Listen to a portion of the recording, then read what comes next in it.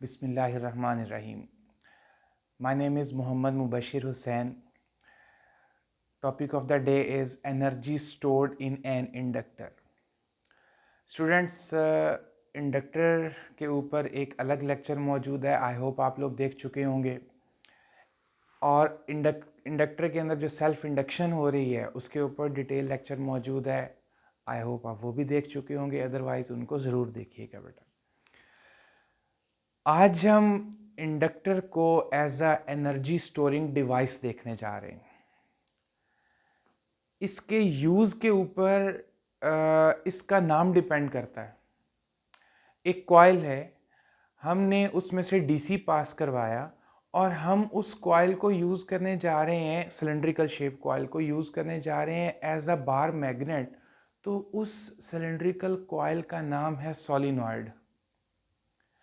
अगर हम उस कॉइल में से करंट पास करवा कर हम उसकी मैग्नेटिक फील्ड में एनर्जी स्टोर करना चाह रहे हैं तो उस कॉइल का नाम है इंडक्टर. अगर हम उस कॉइल को यूज़ करना चाह रहे हैं as a current controlling device, specially alternating currents के लिए यूज़ करना चाह रहे हैं as a current controlling device, तो उस कॉइल का नाम है चोक. सो हमारी डेली लाइफ में इलेक्ट्रॉनिक्स के पॉइंट ऑफ व्यू से इलेक्ट्रिकल डिवाइस है इंडक्टर. तो इलेक्ट्रॉनिक पॉइंट ऑफ व्यू से जो चंद एक यूजेस की एग्जांपल में चोक, अल्टरनेटिंग करंट्स का नेक्स्ट चैप्टर है वैसे इलेक्ट्रोमैग्नेटिक इंडक्शन से, उसमें डिटेल आ जाती है. उसमें आप चोक का आर्टिकल के नाम से भी पढ़ेंगे इसको. तो चोक भी एक इंडक्टर है. जब हम उसको यूज़ कर रहे हैं as a current controlling device तो हमने उसको चोक कह दिया. जब हम यूज़ कर रहे हैं as an energy storing device तो हमने उसको इंडक्टर कह दिया. सेंसर्स के तौर पर यूज़ होता है. सेंसर होते क्या हैं? सेंसर बेसिकली ऐसी डिवाइस होती है जो किसी एक फॉर्म ऑफ एनर्जी को किसी दूसरी फॉर्म ऑफ एनर्जी में कन्वर्ट कर देती है. अब ये क्या करता है? ये मैग्नेटिक एनर्जी को इलेक्ट्रिकल एनर्जी में और इलेक्ट्रिकल एनर्जी को मैग्नेटिक एनर्जी में कन्वर्ट कर सकता है. इंडक्टर जो होता है ट्यूनिंग सर्किट्स के तौर पर यूज़ हो सकता है. For example tuning of radio set, उसमें एलसी सर्किट्स यूज़ होते हैं, इंडक्टर कैपेसिटर्स यूज़ होते हैं. रिले ऑटोमेटिक स्विचेस में यूज़ होता है. अगर कोई स्टूडेंट इस आर्टिकल को as a long question prepare कर रहा है और वो ये वीडियो देख रहा है तो उसके लिए डेरिवेशन भी मौजूद है बच्चों. अब एज अ लॉन्ग क्वेश्चन इसको डिस्कस करते हैं. बाकी इसके जो कंसेप्ट्स हैं उसके लिए जो अलग से लेक्चर मौजूद है इंडक्टर का, उसमें आपको थोरो इसके कंसेप्ट जो हैं वो मौजूद हैं आपके लिए. इंडक्टर मौजूद है, कोर मौजूद है, बैटरी लगाई गई, स्विच लगाया गया. बच्चों, हम यहाँ वो सिचुएशन डिस्कस कर रहे हैं जिस इंस्टेंट पर हम स्विच ऑन करेंगे. जब हम स्विच ऑन करेंगे उस इंस्टेंट पर करंट ज़ीरो से अपनी मैक्सिमम वैल्यू तक ग्रेजुअली इंक्रीज करेगा. याद रखिएगा, सर्किट के अंदर सपोज करें कि बैटरी कुछ ऐसी लगी है और सर्किट की ऑपोजिशन कुछ ऐसी है कि उस सर्किट में से 10 एम्पेयर का करंट पास करना है. तो याद रखिएगा, वो स्विच ऑन करते साथ ही करंट एट वंस कभी भी 0 से 10 पर नहीं चला जाता, बल्कि 0, 1, 2, 3, 4, 5 ऐसे ग्रेजुअली करंट इंक्रीज करता है. और जब हम स्विच डिस्कनेक्ट कर देते हैं, ओपन स्विच कर देते हैं, स्विच ऑफ कर देते हैं, तो उस वक़्त भी करंट मैक्सिमम से 0 पर एट वंस नहीं आ जाता. वो भी सपोज 10 एम्पेयर करंट गुजर रहा था तो 10, 9, 8, 7 ऐसे करता करता 0 पर आता है. हाँ, एक डिफरेंस ज़रूर है कि जब स्विच ऑन किया जाता है उस वक़्त जो करंट 0 से मैक्सिमम तक पहुंचता है वो कंपैरेटिवली स्लो प्रोसेस है. और जब स्विच डिस्कनेक्ट किया जाता है तब जो करंट मैक्सिमम से 0 पर आता है वो कंपैरेटिवली रैपिड प्रोसेस है, वो ज़रा जल्दी आता है. इसलिए इंड्यूस्ड ईएमएफ, बैक ईएमएफ जो होती है वो जब डिस्कनेक्ट करते हैं स्विच को तो उस वक़्त ज़्यादा होती है। पंजाब टेक्स्ट बुक बोर्ड के जो बच्चे हैं उनके चैप्टर 15 के अंदर एक शॉर्ट क्वेश्चन मौजूद है कि इंडक्टर को हम ऑन करते हैं और बैटरी लगी है, आयरन कोर्ड इंडक्टर है, और जब डिस्कनेक्ट करते हैं तो उस वक्त एक स्पार्क अपीयर होता है। वो क्यों अपीयर होता है? तो उसकी भी जो बेसिक रीज़न है वो यही है कि जिस इंस्टेंट पर हम स्विच ऑफ करते हैं उस वक़्त back EMF, induced EMF inductor के अंदर जो होती है वो ज़्यादा प्रोड्यूस होती है और वो एनर्जी जो है वो एट वंस रिलीज़ होती है, तो स्पार्क प्रोड्यूस होता है। हमने जिस इंस्टेंट पर स्विच ऑन किया, करंट 0 से मैक्सिमम वैल्यू तक ग्रेजुअली राइज करता गया। उस दौरान, जिस दौरान करंट इंक्रीज कर रहा है, उस दौरान इस इंडक्टर में से चेंजिंग मैग्नेटिक फील्ड पास कर रही है, and according to Faraday's law changing जो मैग्नेटिक फील्ड है उसकी वजह से एक ईएमएफ आ जाएगी, and according to Lenz law वो जो ईएमएफ इंड्यूस होगी वो अपनी अप्लाइड कॉज को अपोज करेगी। सो बैटरी को वर्क करना पड़ेगा चार्जेस को मूव करवाने के लिए, क्योंकि अप्लाइड जो वोल्टेज है वो चार्जेस को जिस डायरेक्शन में मूव करवाना चाह रही है, इंड्यूस्ड ईएमएफ उससे ऑपोजिट डायरेक्शन में मूव करवाना चाह रही है। सो बैटरी को वर्क करना पड़ेगा। ये पॉइंट मैंने रिटन फॉर्म में भी आपके सामने लिखा है। Work is to be done by the battery to move charges against induced EMF when the switch is closed, यानी कि जब स्विच ऑन करेंगे बैटरी को वर्क करना पड़ेगा। आप लोग इलेक्ट्रोस्टैटिक्स से जानते हैं कि पोटेंशियल डिफरेंस का फॉर्मूला होता है वर्क पर यूनिट चार्ज। यहां से वर्क को सेपरेट कर लें, चार्ज इनटू पोटेंशियल डिफरेंस। अब अगर अप्लाइड वोल्टेज कोई रियोस्टेट नहीं लगाया हुआ हमने, अप्लाइड वोल्टेज कांस्टेंट है, तो ये चेंज हम चार्ज के साथ शिफ्ट कर सकते हैं। अब जो बैक ईएमएफ आती है, जो सेल्फ इंड्यूस्ड ईएमएफ होती है, अप्लाइड वोल्टेज को अपोज करती है, और अगर charge carriers in equilibrium move करना चाहते हैं, if the charge carriers are to move in equilibrium, तो वो उसी सूरत में होगा अगर बैक ईएमएफ और अप्लाइड वोल्टेज जो है वो मैग्नीट्यूड में सेम होते हैं।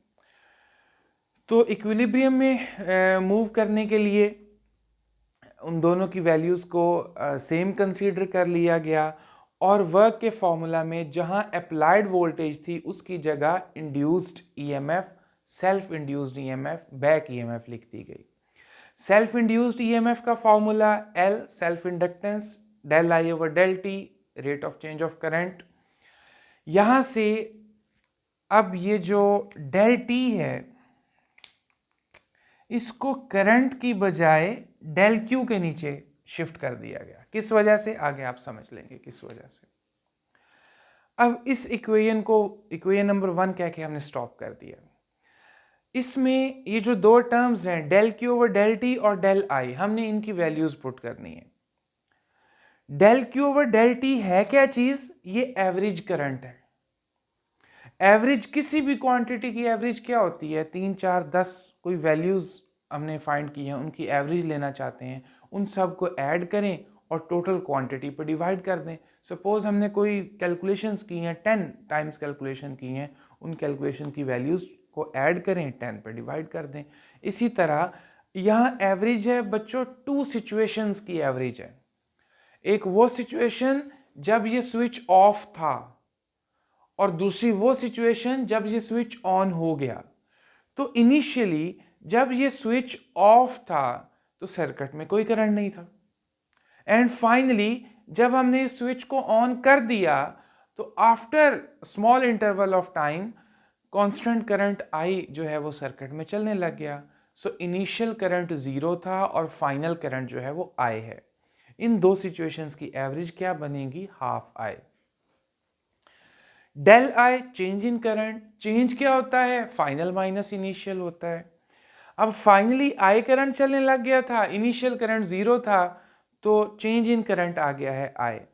बच्चों, चेंज इन करंट की वैल्यू और एवरेज करंट की वैल्यू, इन दोनों को हमने इक्वेशन 1 में पुट करना है। तो ये बन जाएगी, इक्वेशन 1 में पुट करने पर हम यहाँ पहुँच जाएंगे। वर्क डन और energy stored is half I, ये del Q over del T की जगह एवरेज करंट है, आई चेंज इन करंट है। सिंप्लीफाई करेंगे half L I square, just like a capacitor half C V square, क्योंकि capacitor भी एक एनर्जी स्टोरिंग डिवाइस है, इंडक्टर भी एक एनर्जी स्टोरिंग डिवाइस है। इतना फर्क है कि कैपेसिटर एनर्जी स्टोर करता है अपनी इलेक्ट्रिक फील्ड के अंदर और इंडक्टर एनर्जी स्टोर करता है अपनी मैग्नेटिक फील्ड के अंदर। हमने एक फॉर्मूला तो ड्राइव कर लिया, और इंडक्टर एनर्जी स्टोर करता है इन इट्स मैग्नेटिक फील्ड। लेकिन यहाँ पर हमें अभी तक कोई डायरेक्टली मैग्नेटिक फील्ड का रिप्रेजेंटेटर नज़र नहीं आ रहा, कोई फाई, कोई बी मैग्नेटिक फील्ड स्ट्रेंथ कुछ नज़र नहीं आ रहा। तो हमने फाइनली इस फॉर्मूला को कन्वर्ट करना है in terms of magnetic field strength. उसके लिए इस इक्वेशन को फिर यहाँ स्टॉप किया, से दिस इज इक्वेशन नंबर 2। तो N phi is equal to L I, ये फॉर्मूला कहाँ से आया? सेल्फ इंडक्शन के आर्टिकल से, जो आप इससे प्रीवियस पढ़ चुके होते हैं, अलग से लेक्चर भी उसके ऊपर मौजूद है। Phi magnetic flux, that is B A maximum के लिए, otherwise B A cos theta. अब यहां से बी सोलिनॉइड के लिए, inductor is a solenoid, device तो वही है ना, तो उसमें जो मैग्नेटिक फील्ड प्रोड्यूस हुई है that is equal to mu naught N I. ये भी आप इलेक्ट्रोमैग्नेटिज्म में ड्राइव कर चुके होते हैं। अब यहां पर जो कैपिटल एन है it is total number of turns, और जो स्मॉल एन है number of turns per unit length. अब हमारे पास दोनों ऑप्शंस हैं, या तो हम स्मॉल एन को कैपिटल एन की टर्म्स में लिख दें, या कैपिटल एन को स्मॉल एन की टर्म्स में लिख दें। तो हमने ये किया है कि हमने कैपिटल एन को स्मॉल एन की टर्म्स में रिप्रेजेंट कर दिया है, जैसा कि मोस्टली सेल्फ इंडक्टेंस के लिए किया जाता है। Then after simplification we got this formula, जो कि डिपेंडेंस भी बताता है सेल्फ इंडक्टेंस की मैथमेटिकल वे के अंदर। अच्छा, ये हमने बना ली वैल्यू सेल्फ इंडक्टेंस की इक्वेशन 2 में पुट करने के लिए। अब जो यहाँ आई है इसकी भी वैल्यू रिप्लेस करनी है। सोलिनॉइड के फॉर्मूला से आई की वैल्यू निकालें, उसका स्केयर ले लें। तो बच्चों हमने सेल्फ इंडक्टेंस की वैल्यू इक्वेशन 2 में पुट करनी है, और आई स्केयर की वैल्यू इक्वेशन 2 में पुट करनी है। Equation 2 will become like this. After simplification, work done और एनर्जी स्टोर का जो फाइनल फॉर्मूला है 1/2 B square over mu naught A L. B magnetic field strength, permeability of free space. Permeability क्या होती है प्रीवियस लेक्चर्स में मौजूद है बेटा, आप देख सकते हैं। क्योंकि एक लेक्चर में जो मेन फोकस की चीज़ है वो हमारा करंट टॉपिक है। Cross sectional area, length of the inductor, ये हमारे पास फाइनल फार्मूला एनर्जी स्टोर का बन चुका है। Energy density per unit volume inductor ने कितनी एनर्जी स्टोर की है। इंडक्टर सपोज एक काफ़ी लेंथी इंडक्टर है, उसका 1 मीटर क्यूब जो है वो कितनी एनर्जी स्टोर कर रहा है, उसको बोलते हैं energy density, energy per unit volume.